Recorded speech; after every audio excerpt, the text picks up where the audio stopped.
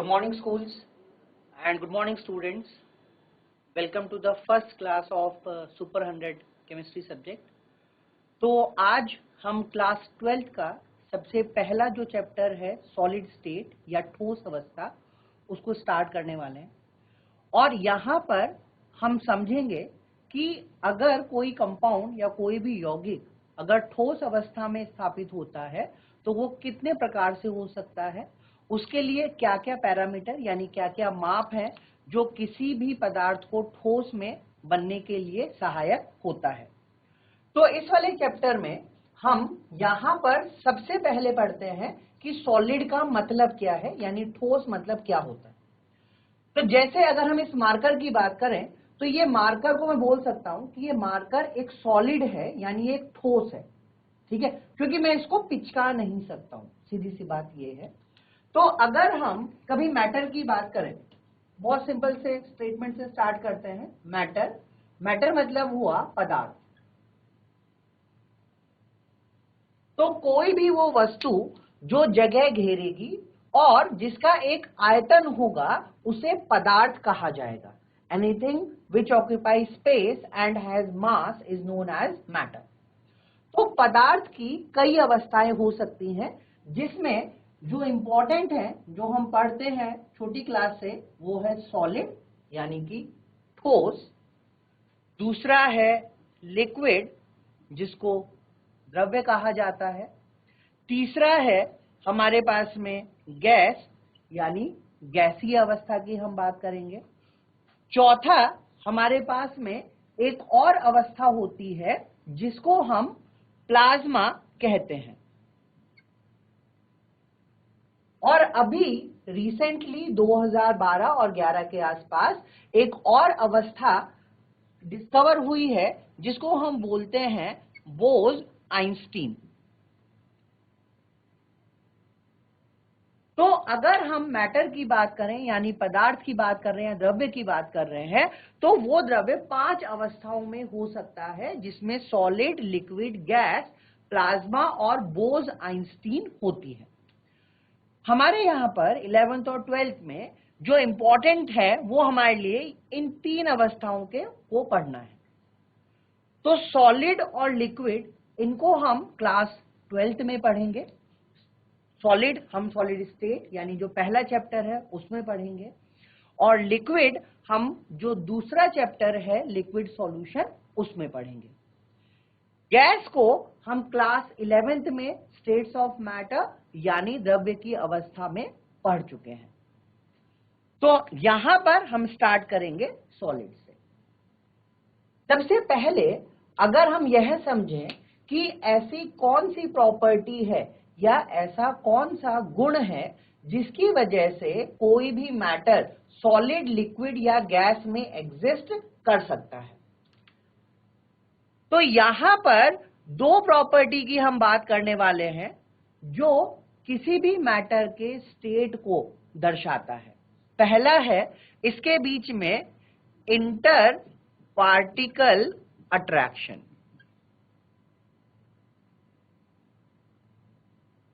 हम इसको ऐसे भी समझ सकते हैं कि अगर कहीं पर हम एक पदार्थ को बनाना चाहते हैं तो उसके बीच में जो अणु है या जो पार्टिकल है, जो कण है, उनके बीच में किस प्रकार का आकर्षण हो सकता है और उसी आकर्षण के आधार पर हम मैटर को सॉलिड, लिक्विड या गैस में क्लासिफाई कर सकते हैं।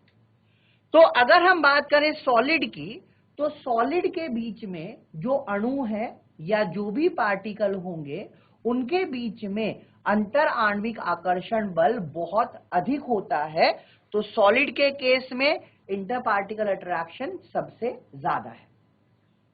अगर इंटर पार्टिकल अट्रैक्शन सबसे ज्यादा है इसका मतलब जो एटम होंगे या जो पार्टिकल हैं वो एक दूसरे से बिल्कुल सटे हुए होंगे, यानी हम कह सकते हैं कि वो क्लोजली पैक्ड पार्टिकल हैं।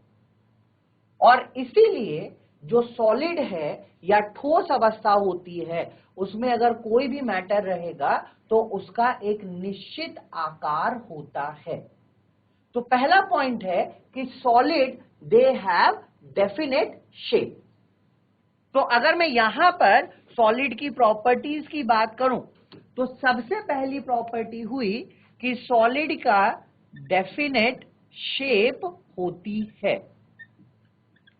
डेफिनेट शेप का मतलब कि सॉलिड का एक निश्चित आकार होता है। चाहे हम इस मार्कर की बात करें, इसका एक निश्चित आकार है, चाहे हम इस डस्टर की बात करें, इसका एक निश्चित आकार है, या आप जिस टेबल या चेयर पे बैठे हुए हैं उनका एक निश्चित आकार है, आपके पास में नोटबुक है, बुक है, दे ऑल आर सॉलिड। तो इसलिए उनकी एक डेफिनेट शेप है, यानी उनका एक निश्चित आकार होता है। और ये निश्चित आकार क्यों है? क्योंकि इनके बीच में जो अंतरकण आकर्षण बल है वो सबसे अधिक होता है। इसके बाद में अगर हम बात करें तो जो दूसरा स्टेट है वो है लिक्विड। लिक्विड यानी द्रव। तो अगर हम पानी को देखें तो पानी का कोई निश्चित आकार नहीं होता है। आप जिस बोतल में या जिस आकार की बोतल में पानी को डाल देंगे उसका आकार उसी बोतल के जैसा हो जाएगा। अगर आप पानी को सिलिंड्रिकल एक जार में डाल रहे हैं तो आप बोल सकते हैं वो सिलिंड्रिकल आकार का है। अगर आप उसको किसी एक गोल बर्तन में डालते हैं तो वो गोल आकार का हो जाता है। तो लिक्विड के केस में इंटर पार्टिकल अट्रैक्शन तो होगा लेकिन वो बहुत कम होगा और वो उसके आकार को निश्चित नहीं करेगा। सबसे कम जो इंटर पार्टिकल आकर्षण है वो होता है गैस के पार्टिकल में, यानी गैस के कणों में। और यहां पर जो आकर्षण बल है वह बहुत ही वीक है, बहुत दुर्बल आकर्षण बल होता है, जिसे हम वॉन्डरवॉल आकर्षण बल या वॉन्डरवॉल फोर्स ऑफ अट्रैक्शन के नाम से जानते हैं।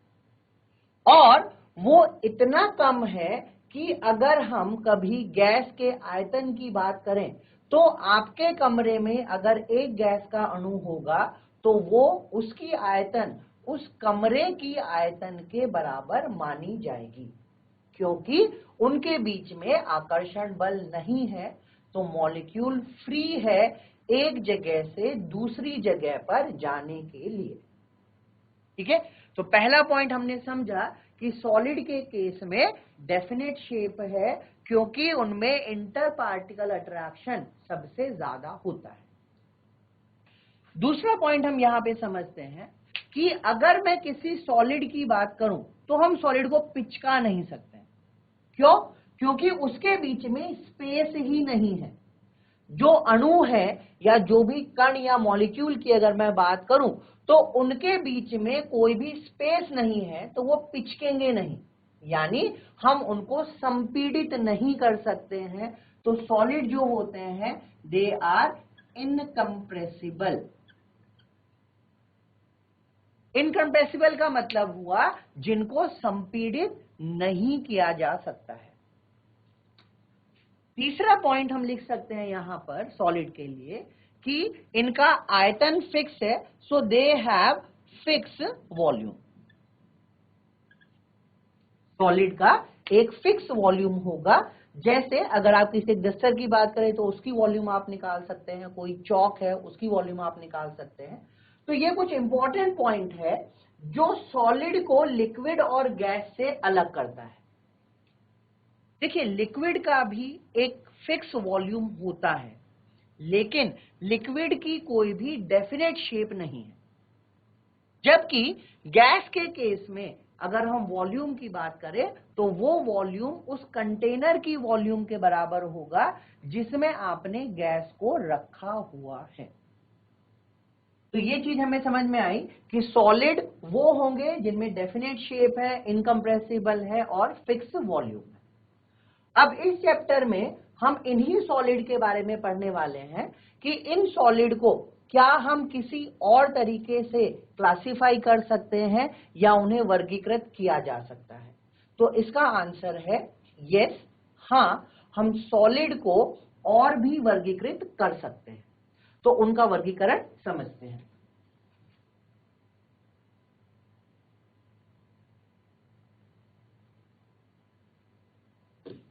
देखिए, जो सॉलिड है यह दो प्रकार का हो सकता है। पहला है हमारे पास में क्रिस्टलाइन सॉलिड,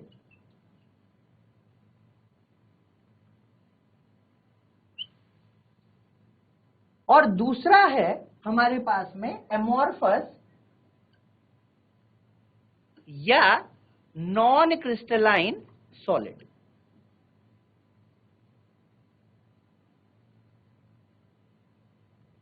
ठीक है, पहला है क्रिस्टलाइन, दूसरा है एमोर्फस और नॉन क्रिस्टलाइन सॉलिड। अब दोनों में क्या डिफरेंस है इसको समझते हैं।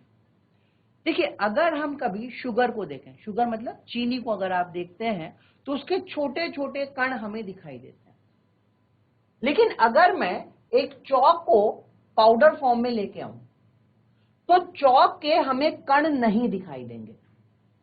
तो इसका मतलब सॉलिड और चॉक, यानी जो शुगर और चॉक है वो दोनों सॉलिड ही हैं, लेकिन दोनों का जो अपीयरेंस है वो दोनों का अलग अलग है। एक मुझे चमकता हुआ क्रिस्टल की फॉर्म में दिख रहा है, यानी छोटे छोटे कणों के रूप में दिखाई देगा, और दूसरा मुझे पाउडर की फॉर्म में दिखाई देता है। तो जो भी हमें कणों के रूप में दिखाई देगा उसको हम क्रिस्टलाइन सॉलिड कहेंगे, और जो हमें एक चूर्ण या एक पाउडर के रूप में दिखता है उसे हम एमोर्फस या नॉन क्रिस्टलाइन सॉलिड बोलते हैं। तो अब हम कैसे डिफाइन करेंगे क्रिस्टलाइन और नॉन क्रिस्टलाइन को? तो यहां पर अगर हम बात करें क्रिस्टलाइन सॉलिड की, सो दे हैव डेफिनेट और सिस्टमैटिक arrangement of particle.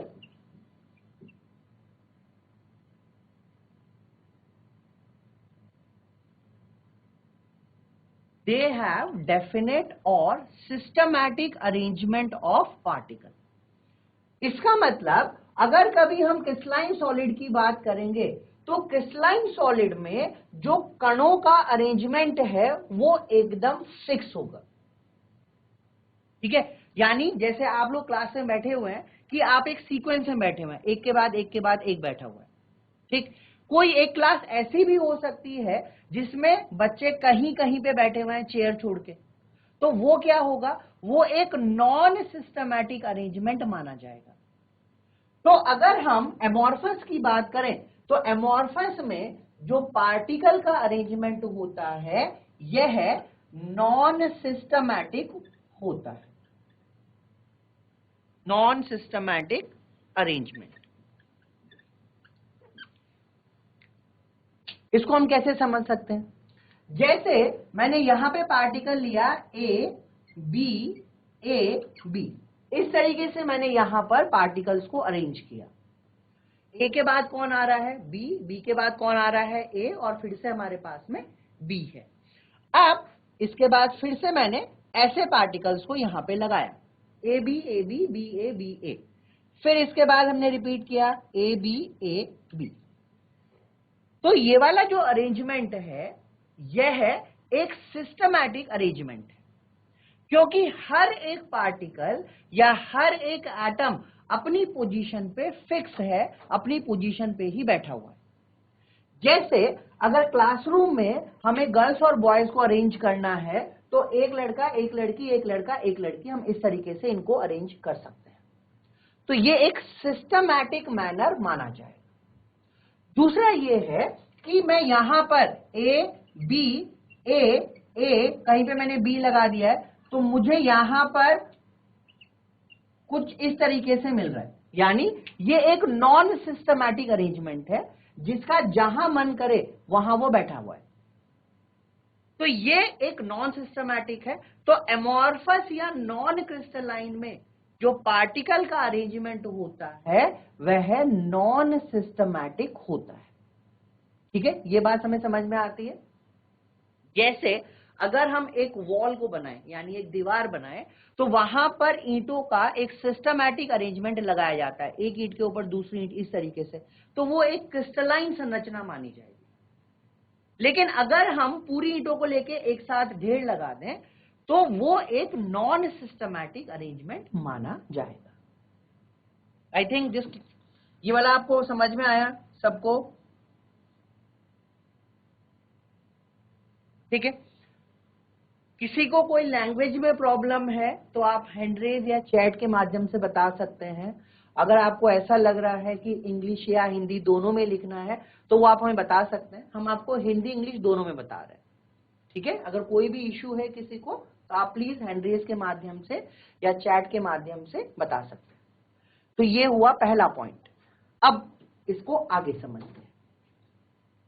देखिए, अगर यहां पर सिस्टमैटिक अरेंजमेंट होगा, अब होगा क्या? सपोज मैं इस वाली डायरेक्शन में यहां पे मूव करता हूं, तो अगर हम इस दिशा में जा रहे हैं तो हम सिर्फ ए से ही मिलेंगे। इसी प्रकार अगर हम इस दिशा में मूव करें तो हम यहां पर बी और बी के एटम से ही मिलेंगे। और अगर मैं कभी इधर मूव करूं तो मुझे यहां पर बी ए के पार्टिकल मिलेंगे। अब इनकी वजह से होगा क्या? देखिए, अगर हम किसी भी एक भौतिक गुण को इसमें एनालाइज करते हैं, यानी हम एक भौतिक गुण को यहां पर जांचना चाहते हैं, लेट्स से इलेक्ट्रिकल कंडक्टिविटी यानी विद्युत की चालकता, तो अगर मैं इस डायरेक्शन में गया तो मुझे जो विद्युत की चालकता मिलेगी वो सिर्फ ए की वजह से ही मिलेगी, जबकि इस डायरेक्शन में बी की वजह से मिल रही है। और अगर हम ऐसे मूव करेंगे तो मुझे बी ए की वजह से चालकता मिलेगी। कहने का मतलब क्या है कि अगर मैं एक ही पार्टिकल में अलग अलग दिशा में चलूंगा तो मुझे अलग अलग पार्टिकल मिलेंगे, जिसकी वजह से जो भौतिक गुण है उसकी अलग अलग मेजरमेंट हमें मिलते हैं। इस तरह का जो गुण होता है उसको हम आइसोट्रॉपी कहते हैं। तो अगर हम क्रिस्टलाइन सॉलिड की बात करें तो क्रिस्टलाइन सॉलिड में हमें आइसोट्रॉपी नहीं मिलेगी। तो दूसरा पॉइंट मैं लिख सकता हूं कि क्रिस्टलाइन सॉलिड एनआइसोट्रॉपिक होते हैं। एनआइसोट्रॉपिक का मतलब अगर हम हिंदी में बात करें तो हम बोल सकते हैं कि ये विषम दैशिक प्रवृत्ति के होते हैं। तो जो क्रिस्टलाइन सॉलिड है यह विषम दैशिक होते हैं, यानी इनमें एनआइसोट्रॉपी मिलेगी। एनआइसोट्रॉपी का मतलब आप फिर से समझ लीजिए, एक ही भौतिक गुण की अलग अलग दिशाओं में अलग अलग मात्रा का मिलना या अलग अलग मापन का आना विषम दैशिकता कहलाता है। तो क्रिस्टलाइन सॉलिड एनआइसोट्रॉपिक होते हैं।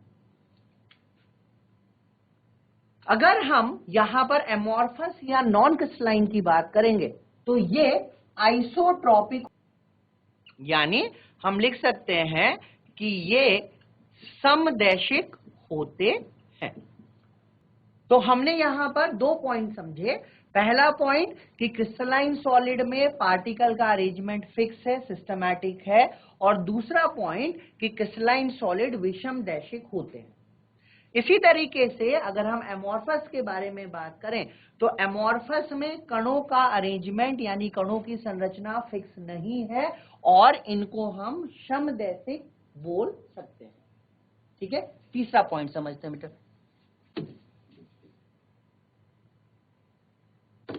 तीसरा पॉइंट ये है कि ये जो क्रिस्टलाइन सॉलिड है इनको हम ट्रू सॉलिड मानते हैं। They are true solid. जबकि जो एमॉर्फस या नॉन क्रिस्टलाइन या अक्रिस्टलाइन सॉलिड होते हैं इनको हम सूडो सॉलिड कहते हैं, या इनको सुपर कूल्ड लिक्विड भी कहा जाता है। सूडो का मतलब होता है छदम, तो इनको हम छदम, ठोस या शीत द्रवित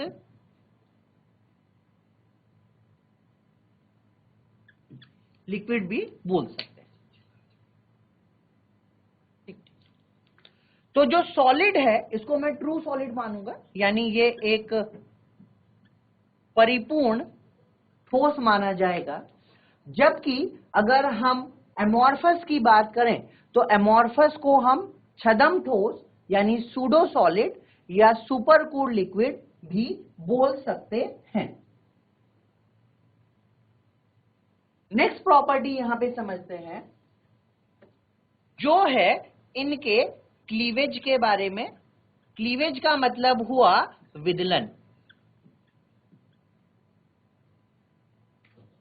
यानी अगर कभी हम क्रिस्टलाइन सॉलिड को काट दें बीच में से तो हमें जो विदलन के बाद सरफेस मिलेगी वो सरफेस कैसी होगी।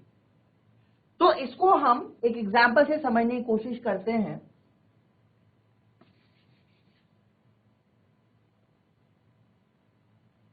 तो हमारे पास हम यहां पर फोर्थ प्रॉपर्टी की बात कर रहे हैं जिसका नाम है क्लीवेज या विदलन।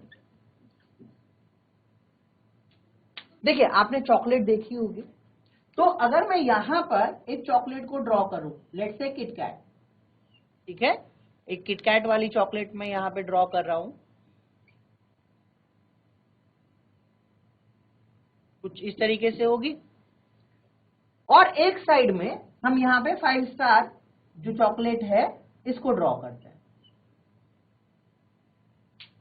अब अगर मेरे पास ये दोनों चॉकलेट हैं और मैं इनको तोड़ना चाहता हूं, तो किटकैट में यहां पर ग्रूव है, मतलब एक सांचा बना हुआ है जिसमें मैं फिंगर डालूंगा और इसको खटाक से तोड़ दूंगा, तो ये मुझे यहां पर एक ऐसा क्यूब मिलेगा जिसकी सरफेस अगर मैं देखूं तो ये बहुत स्मूथ है, ठीक है, बहुत चिकनी है और यह एक इवन सरफेस है। इवन मतलब कि ये जो सरफेस होगी ये हर तरीके से इक्वल ही रहेगी। लेकिन अगर कभी मैं 5 स्टार को तोड़ने की कोशिश करूं तो 5 स्टार को अगर हम तोड़ेंगे तो 5 स्टार की जो चॉकलेट है वो कुछ आपको इस तरीके से दिखाई देगी, जिसमें से कैरामल, चोको ये सब आपको बाहर आता हुआ दिखाई देगा। तो यहां पर जो विदलन हुआ, ये विदलन बिल्कुल भी इवनली नहीं है, यूनिफॉर्म नहीं है, यानी एक जैसा नहीं है। तो किटकैट का जो एग्जाम्पल है इसको मैं एक क्रिस्टलाइन सॉलिड मान सकता हूं, जबकि 5 स्टार का जो एग्जाम्पल है इसको हम एक अक्रिस्टलीय ठोस मान सकते हैं। तो हम कह सकते हैं कि अगर कभी क्रिस्टलाइन सॉलिड में क्लीवेज होगा तो हमें यहां पर एक शार्प एज मिलेगी, ठीक है। तो मैं लिख सकता हूं क्रिस्टलाइन के लिए कि हमें यहां पर एक शार्प एज मिलती है, या आप कह सकते हैं कि जो सतह तोड़ने के बाद हमें मिली वो सतह एक जैसी होगी। जबकि नॉन क्रिस्टलाइन सॉलिड में ये यहां पे कोई भी शार्प एज हमें नहीं मिलती है।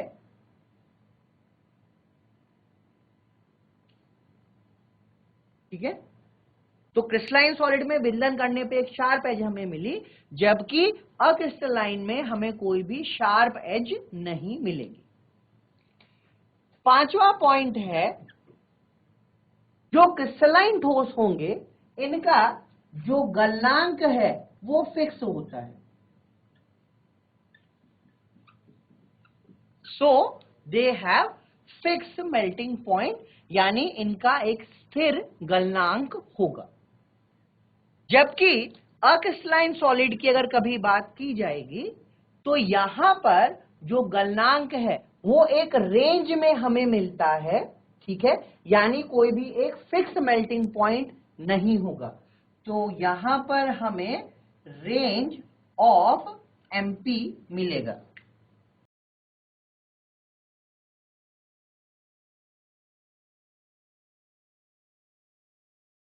या आप कह सकते हैं कि जो अक्रिस्टलाइन ठोस होंगे यानी जो एमॉर्फस सॉलिड हैं, ये धीरे धीरे करके गर्म करने पर पिघलते हैं या नरम होते रहते हैं। नेक्स्ट पॉइंट हम यहां पे लिख सकते हैं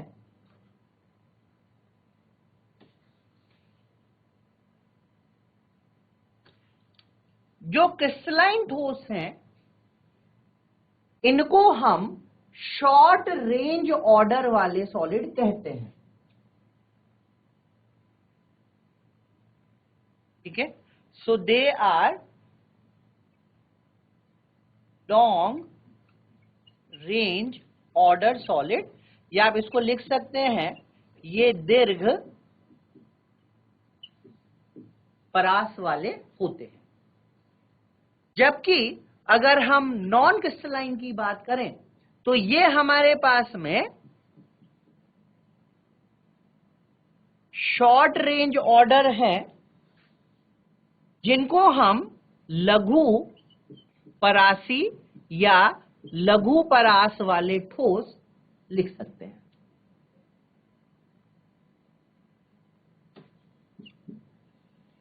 नेक्स्ट पॉइंट अगर हम बात करें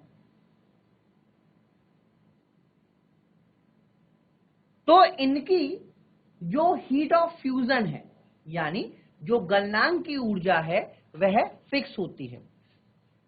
तो हम यहां पे लिख सकते हैं हीट ऑफ फ्यूजन या गलनांक ऊर्जा। ठीक है, ये यहां पे फिक्स है और ये एक सिस्टमैटिक है यानी कैरेक्टरिस्टिक होती है। जबकि यहां पर no fixed heat of fusion.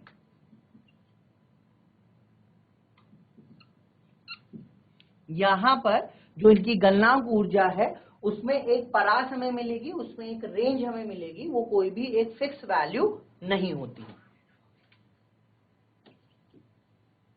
8वें number पे हम यहां पर समझ सकते हैं इनके एग्जाम्पल। तो क्रिस्टलाइन सॉलिड के एग्जाम्पल की अगर मैं बात करूं, मैं यहां पर ले रहा हूं एक एग्जाम्पल क्वार्ट्ज। आपने क्वार्ट्ज का नाम सुना होगा, तो घड़ियों में अक्सर लिखा होता है क्वार्ट्ज। तो क्वार्ट्ज एक क्रिस्टलाइन सॉलिड का एग्जाम्पल है, या शुगर हुआ, क्रिस्टल हुए, आयोडीन हुआ, ये सब क्रिस्टलाइन सॉलिड होते हैं। क्वार्ट्ज जो है यह सिलिका यानी SiO2 से बना होता है और इसी SiO2 से एक दूसरा उत्पाद बनता है जिसको ग्लास कहा जाता है। और ग्लास को हम सबने देखा है, तो ग्लास एक एमोर्फस सॉलिड है या इसको सुपर कूल्ड लिक्विड भी बोला जाता है। तो ये क्वेश्चन एग्जाम में कई बार पूछा जाता है, the example of super cooled liquid is, जो ठंडा, बहुत अधिक ठंडा द्रव है उसका एग्जाम्पल क्या है, तो वो है ग्लास।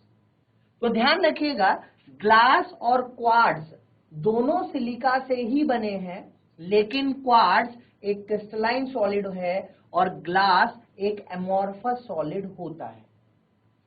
और पुराने जमाने में ग्लास को दूधिया बनाने के लिए या उसको रंगीन बनाने के लिए उसमें कुछ इम्प्यूरिटीज को ऐड किया जाता था, उसमें कुछ ऐसे पदार्थ ऐड किए जाते थे जिसकी वजह से ग्लास का जो कलर है वो दूधिया, मिल्की या कोई और कलर का हो सकता था।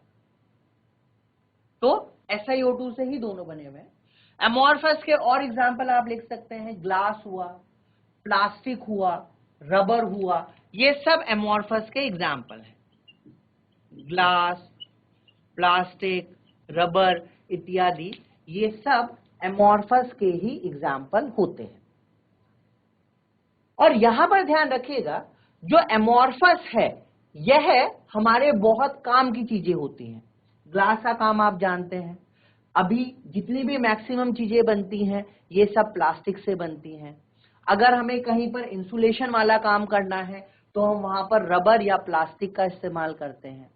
इसी तरीके से जो सिलिकॉन है, सिलिकॉन का यूज किया जाता है कहां पर, फोटोवोल्टेइक सेल बनाने में, यानी जो सनलाइट की ऊर्जा को इलेक्ट्रिसिटी में कन्वर्ट करते हैं, वहां पर भी एमोर्फस सिलिका का यूज किया जाता है। तो ऐसा नहीं है कि एमोर्फस वालों के यूज कम है, एमोर्फस वाले जो कंपाउंड हैं या जो ठोस पदार्थ हैं इनको भी हम कई जगह पर उपयोग में ला सकते हैं। लेकिन हमें इस चैप्टर में एमॉर्फस वालों को नहीं पढ़ना है। हमारा जो पूरा केंद्रित रहेगा या पूरी कंसंट्रेशन जो रहेगी वो रहेगी क्रिस्टलाइन के ऊपर। तो यहां तक हमने समझा कि एमॉर्फस और क्रिस्टलाइन सॉलिड में क्या क्या अंतर हो सकते हैं, ठीक है, उनको हम किस नाम से बुला सकते हैं, उनके क्या क्या उदाहरण हो सकते हैं। अब हम समझते हैं टाइप्स ऑफ क्रिस्टलाइन सॉलिड, यानी जो क्रिस्टलीय ठोस होते हैं वो कितने तरीके के हो सकते हैं।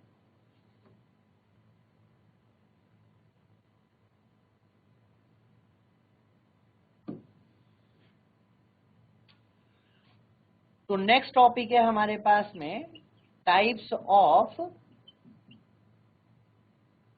क्रिस्टलाइन सॉलिड, यानी सॉलिड कितने तरीके के हो सकते हैं। हम किसकी बात कर रहे हैं बेटा? क्रिस्टलाइन सॉलिड की, ध्यान रखिएगा। तो यहां पर हम जो क्राइटेरिया लेने वाले हैं, यानी हम किस आधार पर सॉलिड को यहां पर अलग अलग करेंगे, वो है उसके बीच में, उनके कणों के बीच में उपस्थित आकर्षण बल के आधार पर। यानी अगर हम मेटल की बात करें, यानी धातुओं की बात करें, तो धातुओं में जो आकर्षण बल है वो अलग है, जिसको हम मेटेलिक बॉन्डिंग या धात्विक बंध कहते हैं। इसी प्रकार से अगर हम बर्फ की बात कर रहे हैं तो बर्फ के केस में जो बॉन्डिंग है वो हाइड्रोजन बॉन्डिंग है, तो उसका मैग्नीट्यूड जो मेटेलिक बॉन्डिंग का मैग्नीट्यूड है उससे थोड़ा सा अलग होगा। तो इसलिए वहां पर संरचनाएं, उनकी प्रॉपर्टी यानी उनके गुण, जैसे उनका गलनांक, उनका क्वथनांक, उनकी विद्युत चालकता, क्या वो सुचालक होंगे या कुचालक होंगे, वो हार्ड होंगे या वो सॉफ्ट होंगे, ये सब चीजों को हम उनके आकर्षण बल के आधार पर वर्गीकृत कर सकते हैं। तो चलिए स्टार्ट करते हैं टाइप्स ऑफ क्रिस्टलाइन सॉलिड। तो इसके लिए आप अपनी नोटबुक में एक टेबल बना लें कुछ इस तरीके से। पहला कॉलम यहां पे आप लिख दें टाइप, यानी प्रकार। दूसरे कॉलम में आप यहां पर लिखें कॉन्स्टिट्यूएंट पार्टिकल, यानी उसका संरचनात्मक कण कौन सा है। तीसरे कॉलम में आप यहां पर लिखेंगे फोर्स, यानी अट्रैक्शन फोर्स, आकर्षण बल। तो कॉन्स्टिट्यूएंट पार्टिकल पहले में टाइप, दूसरे में कॉन्स्टिट्यूएंट पार्टिकल, छोटा कॉलम ही बनाना है। तीसरे में फोर्स ऑफ अट्रैक्शन, यानी कौन सी फोर्स है जो वहां पर उपयोग में आने वाली है।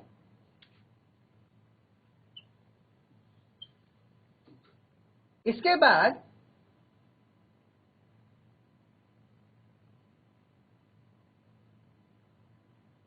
नेक्स्ट कॉलम में हम लिख सकते हैं इनके उदाहरण, यानी एग्जाम्पल, क्या क्या हो सकते हैं। नेक्स्ट में इनका नेचर, यानी इनकी प्रकृति, ये सॉफ्ट है, हार्ड है, किस प्रकार के हो सकते हैं। और नेक्स्ट में आप यहां पे लिखेंगे इनकी वैद्युत चालकता, यानी इलेक्ट्रिकल कंडक्टिविटी किस प्रकार की हो सकती है। तो आपको अपनी नोटबुक में इस तरीके से 1 2 3 4 5 6 कॉलम यहां पे बनाने हैं। पहले वाले में टाइप, दूसरे वाले में कॉन्स्टिट्यूएंट पार्टिकल, तीसरे में आकर्षण बल, चौथे में उदाहरण, पांचवें में नेचर यानी प्रकृति, वो सॉफ्ट होंगे, हार्ड होंगे, और लास्ट कॉलम में आप लिखेंगे वैद्युत चालकता यानी कंडक्टिविटी, क्या वो सुचालक होंगे या कुचालक होंगे। तो यहां पर सबसे पहला जो हमारे पास है वो है आणविक ठोस, जिसको हम बोल सकते हैं मॉलिक्यूलर सॉलिड, आणविक ठोस यानी मॉलिक्यूलर सॉलिड। देखिए ये जो आणविक ठोस है, 11th क्लास में हमने बॉन्डिंग वाला चैप्टर पढ़ा है जिसको हम बंध कहते हैं, और हमने कई तरीके की बॉन्डिंग उसमें पढ़ी थी, जिसमें कोवलेंट बॉन्डिंग यानी सहसंयोजी बंध, आयोनिक बंध आयनिक बॉन्डिंग, कोऑर्डिनेट बॉन्डिंग यानी उप सहसंयोजक बंध के बारे में पढ़ा था, या हमने ये भी पढ़ा था कि अगर कहीं पर कोवलेंट बॉन्ड होगा तो उस केस में हम वहां पर ध्रुवीय या अध्रुवीय भी बना सकते हैं। तो आणविक ठोस में सबसे पहले वाला जो हमारे पास है वो है नॉन पोलर, जिसको हम बोलते हैं अध्रुवीय।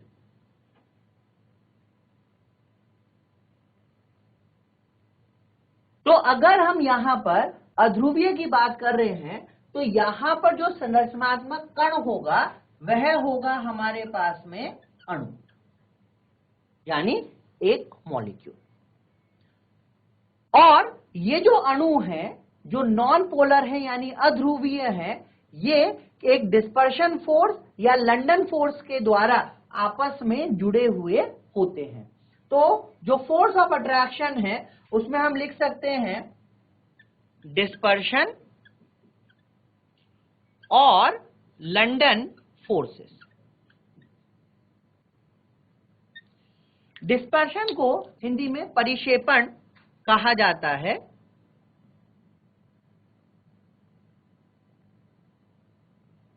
हाँ जी, ठीक है। तो यहां पर हम डिस्पर्शन फोर्सेस या लंडन फोर्सेस होगी, ये एक बहुत ही दुर्बल आकर्षण बल होता है और इसकी वजह से अणु आपस में जुड़े हुए होते हैं। इस प्रकार के अणुओं को नॉन पोलर या अध्रुवीय अणु कहा जाता है। ठीक है, एग्जाम्पल हम यहां पर लिख सकते हैं इसके आर्गन, इसके अलावा CCl4, CO2 आदि। डिस्पर्शन या लंडन फोर्सेस होंगे, इसमें या तो एटम रहेगा, क्योंकि हम जानते हैं कि जो नोबल गैस है यानी जो अक्रिय गैसेस होती हैं उनके बीच में आकर्षण बल बहुत कम होता है। CCl4 कार्बन टेट्राक्लोराइड, GIC बेल पारो। आपका कोई क्वेश्चन है बेटा तो आप पूछ सकते हैं, पहले आप क्लास में ठीक से बैठ जाइए। GIC बेल पारो आपने हैंड रेज किया था, आपका कोई क्वेश्चन है तो आप पूछ सकते हैं। तो यहां पर हम एग्जांपल लेते हैं बेटा डिस्पर्शन फोर्सेस का, आर्गन, CCl4 और CO2। अगर हम इनकी प्रकृति की बात करें तो ये सॉफ्ट होते हैं यानी मुलायम होंगे, और क्योंकि ये सॉफ्ट हैं इसलिए इनका जो गलनांक है या क्वथनांक है वो भी बहुत कम होगा, और ये विद्युत के कुचालक हैं, यहां बोल सकते हैं कि ये विद्युत रोधी की तरह बिहेव करते हैं या व्यवहार करते हैं। अब देखिए, अगर हम इस डिस्पर्शन को समझें कि ये डिस्पर्शन एक्चुअली हो किस लिए रहा है और किस तरीके से होता है। यहां पर मेरे पास एक मॉलिक्यूल है, एक एटम है, और यहां पर ये दूसरा एटम है जिसमें ये इलेक्ट्रॉन इसके नाभिक के चारों ओर घूमता हुआ चक्कर लगा रहा है। अब ऐसा हो सकता है कि कभी ये इलेक्ट्रॉन घूमता घूमता इस दूसरे इलेक्ट्रॉन के रेस्पेक्ट में दूसरे सिरे की तरफ चला जाए, तो उस टाइम पे हम मान सकते हैं कि इस इलेक्ट्रॉन के जो विपरीत दिशा में सिरा है उस पर एक पॉजिटिव चार्ज अपीयर होगा। क्यों? क्योंकि इलेक्ट्रॉन पहले दोनों साथ साथ थे, अब इलेक्ट्रॉन घूमता घूमता इसके बिल्कुल विपरीत दिशा में दूसरी तरफ चला गया।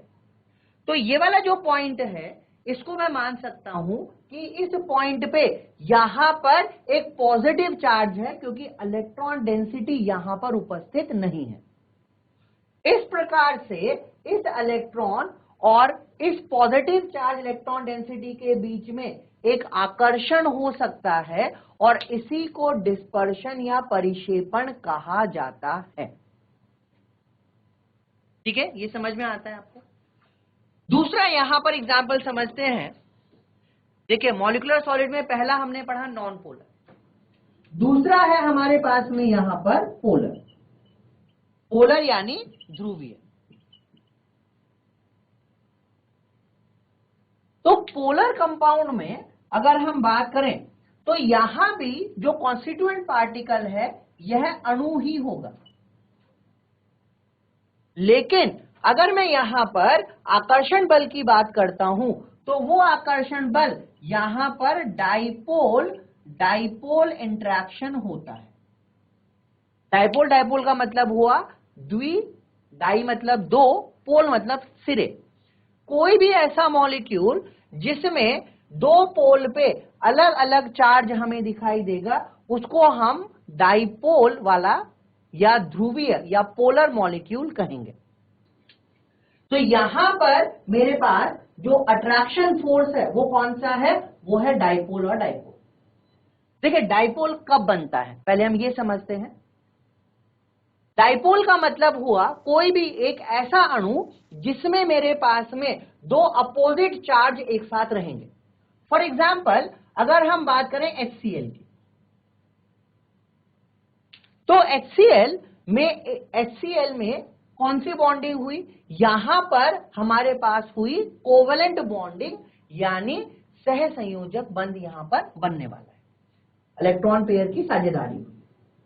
लेकिन अगर मैं बात करूं तो क्लोरीन जो है वह अधिक विद्युत ऋणात्मक तत्व है एज कंपेयर टू हाइड्रोजन के।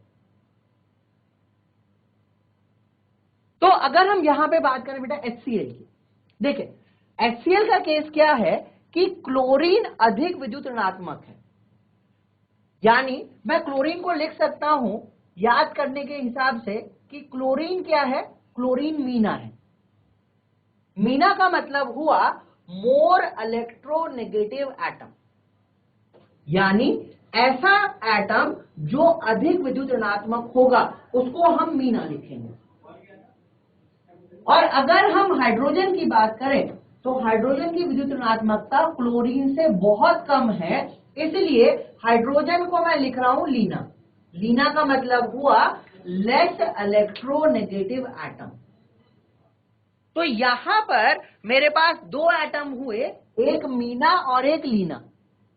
मीना क्या करेगा, मीना इलेक्ट्रॉन पेयर को अपनी तरफ खींचेगा और इलेक्ट्रॉन पेयर को अपनी तरफ खींचने की वजह से इसके ऊपर आंशिक नेगेटिव यानी पार्शियल नेगेटिव चार्ज अपीयर होगा, जबकि हाइड्रोजन पे एक पार्शियल पॉजिटिव या आंशिक धनावेश आएगा।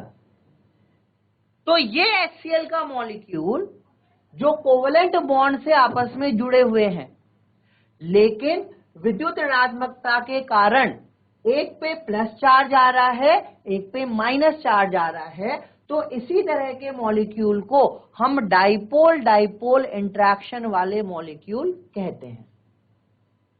तो ऑल्दो यहां पर अणु ही होगा, तो इस तरीके से अगर मैं यहां पर एक दूसरा HCl का मॉलिक्यूल लूं तो इस पे पॉजिटिव चार्ज और ये नेगेटिव पॉजिटिव क्या कर सकते हैं, ये आपस में एक दूसरे को आकर्षित कर सकते हैं।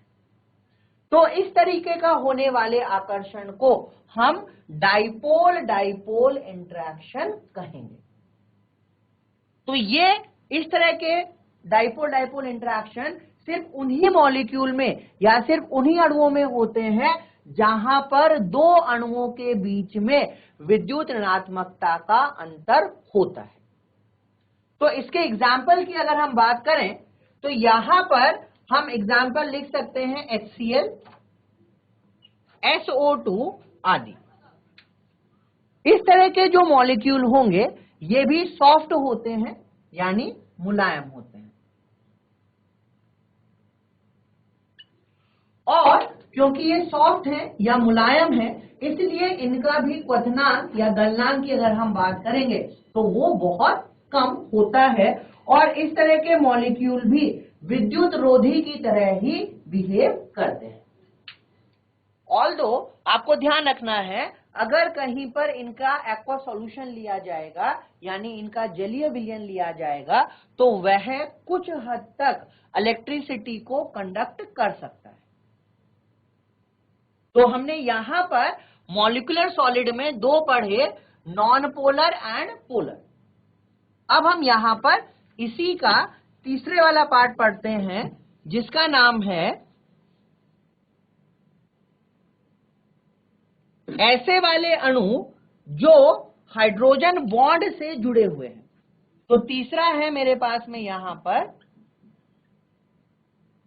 Hydrogen bonded molecule. तो यहां पर जो कॉन्स्टिट्यूएंट पार्टिकल है वह अणु ही है, मॉलिक्यूल ही होगा। लेकिन अगर हम यहां पर आकर्षण बल की बात करें, तो ये जो आकर्षण बल यहां पे लगने वाला है, ये लगने वाला है हाइड्रोजन बॉन्डिंग की वजह से।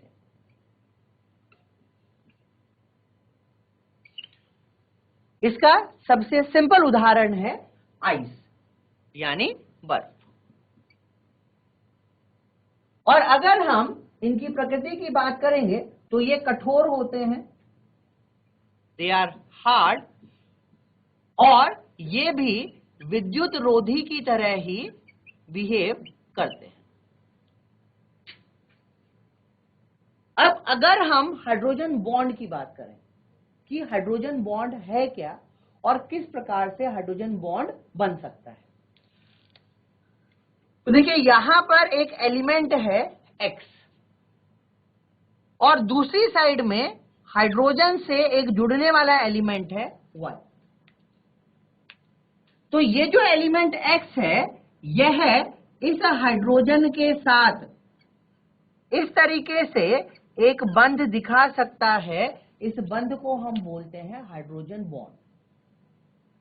अब समझना यह है कि ये X और Y क्या हो सकते हैं।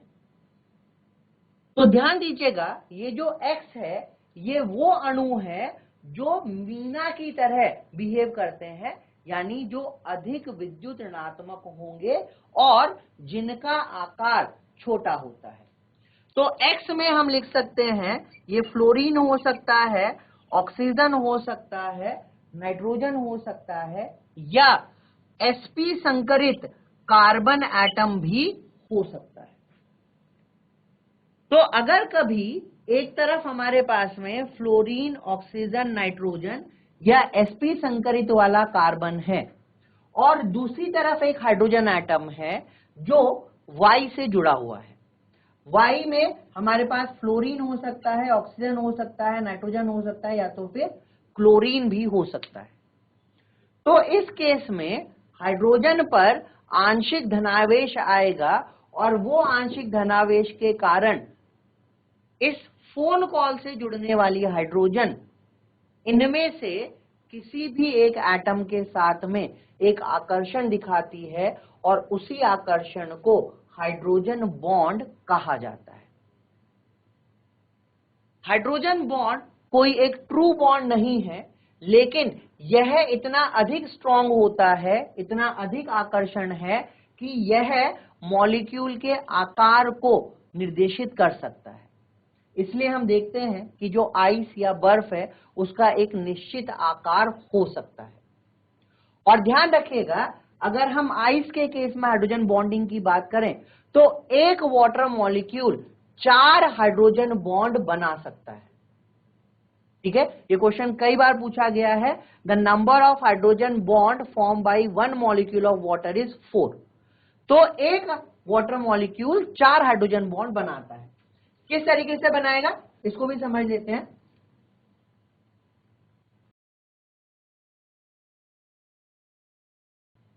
अगर हम यहां पर एक वाटर मॉलिक्यूल की बात करें, ये हमारे पास एक जल का अणु है,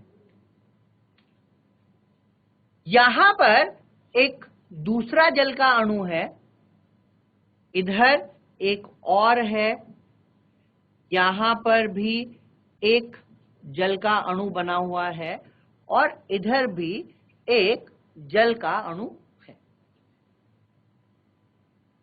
तो ये हाइड्रोजन ऑक्सीजन के साथ में लगा हुआ है और ये वाला ऑक्सीजन से भी ये हाइड्रोजन जुड़ा हुआ है। इसका मतलब इस ऑक्सीजन और इस हाइड्रोजन के बीच में एक हाइड्रोजन बॉन्ड बन सकता है। इसी प्रकार से दूसरा हाइड्रोजन ऑक्सीजन के साथ में एक हाइड्रोजन बंध बना सकता है और इसी प्रकार से जो ऑक्सीजन एटम है ये बाकी दो वाटर मॉलिक्यूल के साथ में हाइड्रोजन बॉन्ड बना सकता है। तो एक वाटर मॉलिक्यूल 4 हाइड्रोजन बॉन्ड बनाता है। तो ये आपको ध्यान रखना है, 1 water molecule forms 4 hydrogen bonds.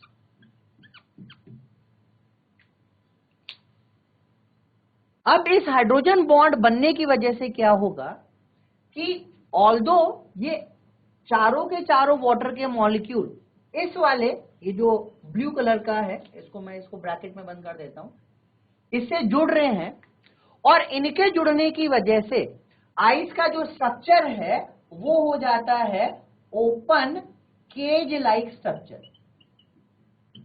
जिसको हम बोल सकते हैं कि एक खुला हुआ पिंजरा है, ऐसा पिंजरा जिसमें बड़े बड़े यहां पर छेद हैं या सुराख हैं, तो इसको हम ओपन केज लाइक स्ट्रक्चर भी बोलते हैं।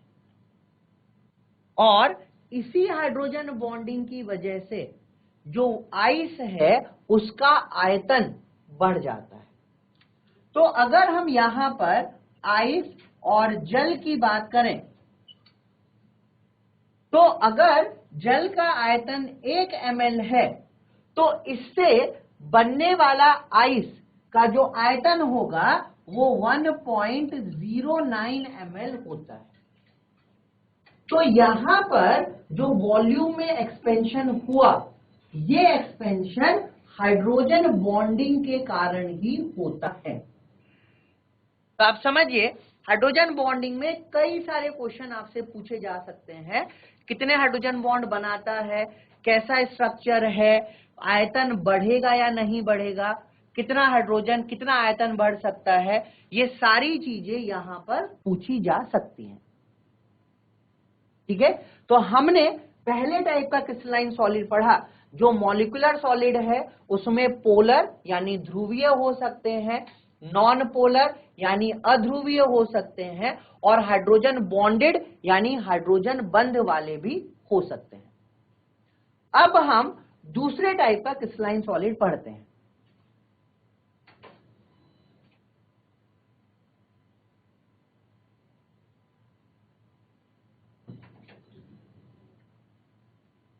तो दूसरे टाइप का जो क्रिस्टलाइन सॉलिड हम पढ़ने वाले हैं वो है आयोनिक सॉलिड यानी आयनिक ठोस।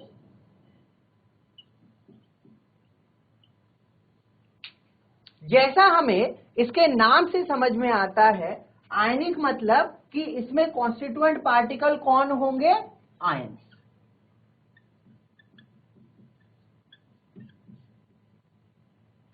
आयन कौन होते हैं, आयन होते हैं कोई भी ऐसी स्पीसीज जिसके ऊपर धनावेश या ऋणावेश हो, उसको हम आयन कहेंगे। जैसे Na+, तो Na+ एक धनावेशित आयन माना जाता है। इसी प्रकार से अगर हम Cl- की बात करें तो Cl- एक ऋणावेशित आयन माना जाएगा। और ये हमने पढ़ा है कि अगर कभी भी दो विपरीत आवेश कहीं पे आएंगे तो वो एक दूसरे को आकर्षित करते हैं, और उस आकर्षण को हम कूलम्बिक आकर्षण कहते हैं। तो इसका मतलब अगर कभी आयनिक ठोस में आकर्षण बल की बात की जाएगी तो वो आकर्षण बल यहां पर कूलम्बिक आकर्षण बल होगा। ठीक है, तो इसको हम कूलम्बिक आकर्षण या इलेक्ट्रोस्टैटिक आकर्षण, इलेक्ट्रोस्टैटिक अट्रैक्शन भी बोल सकते हैं। और अगर हम आयंस को आपस में जोड़ रहे हैं तो यहां पर जो बॉन्ड बनेगा ये बहुत स्ट्रॉन्ग बॉन्ड बनता है।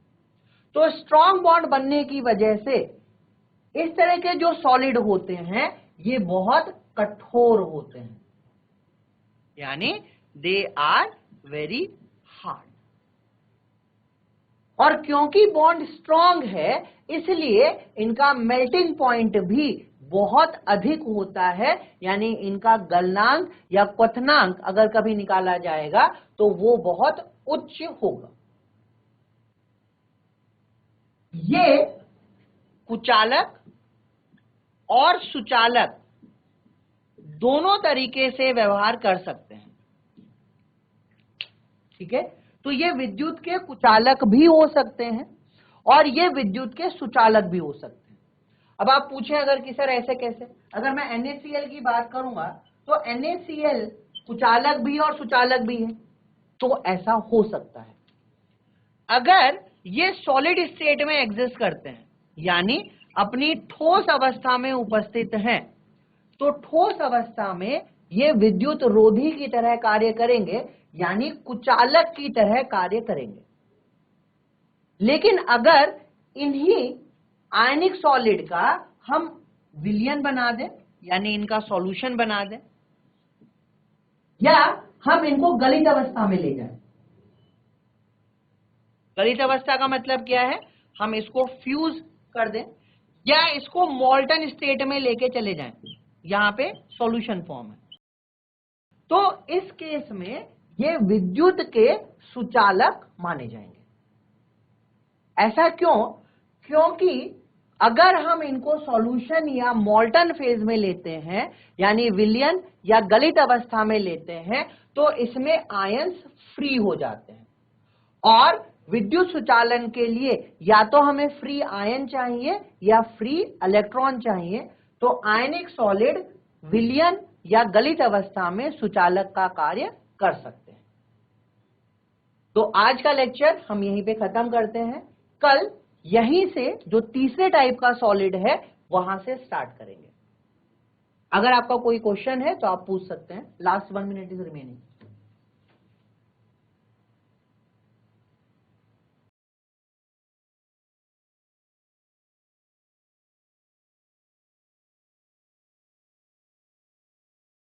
अगर किसी का कोई क्वेश्चन है तो आप चैट या हैंड रेज के माध्यम से जल्दी से पूछें बेटा,